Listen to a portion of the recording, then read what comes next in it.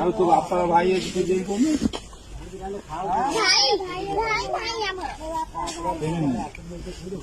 ନାହିଁ କେମିତି ହେଲା ତୋ ବାପାର ଭାଇ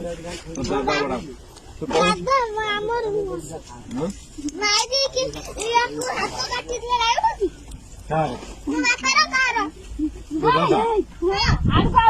ତାହେଲେ ମୂଳରୁ ରୁଣ୍ଡ ଖରାପ ଆଉ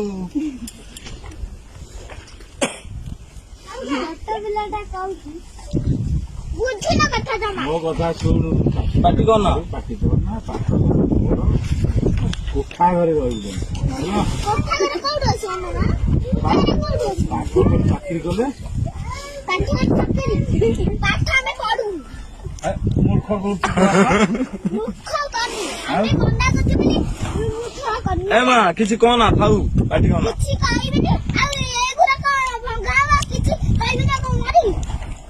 ହଁ ମରିବୁ ଆଉ କଣ